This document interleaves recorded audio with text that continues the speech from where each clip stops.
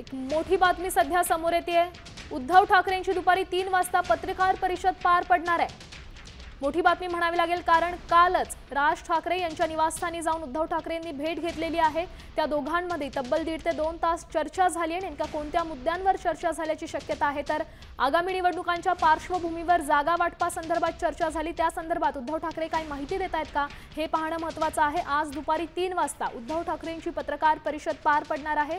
या संदर्भात आपल्याला अधिकची माहिती देत आहेत आपले प्रतिनिधी गिरीश कांबळे। गिरीश, काय सांगाल?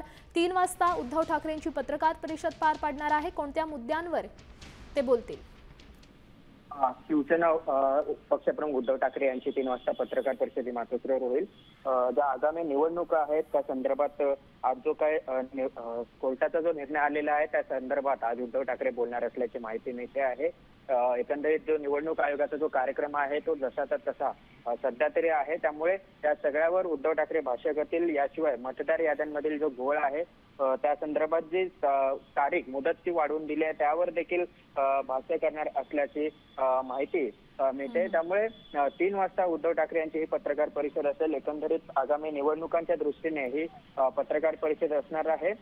याशिवाय विरोधक जे सत्ताधारी आहेत त्यांच्याकडून ज्या पद्धतीचे आरोप केले जात आहेत, ज्या पद्धतीची भाषा वापरली जात आहे त्यावर देखील उद्धव ठाकरे बोलणार असल्याची माहिती आहे। त्यामुळे उद्धव ठाकरे नेमकं कोणत्या कोणत्या मुद्द्यांवर बोलतील हे पाहावं लागेल। मात्र निवडणूक आगामी स्थानिक स्वराज्य संस्थांच्या निवडणुका, ज्यामध्ये नगरपंचायती या नगर परिषदा आहेतच, याशिवाय जिल्हा परिषदेच्या निवडणुका आणि महानगरपालिकेच्या ज्या निवडणुका आहेत त्या निवडणुकांच्या संदर्भात आज उद्धव ठाकरे 3 वाजता माध्यमांशी संवाद साधतील। नक्कीच धन्यवाद गिरीश, दिलेल्या या सविस्तर अपडेटसाठी। आपण पाहू शकतोय सुप्रीम कोर्टाच्या आजच्या निकालाबाबत देखील बोलण्याची शक्यता ही वर्तवली जाते। त्याच सोबत मतदार याद्यांमध्ये घोळासंदर्भात उद्धव ठाकरे काय बोलतायत का ते पाहणं महत्त्वाचं आहे।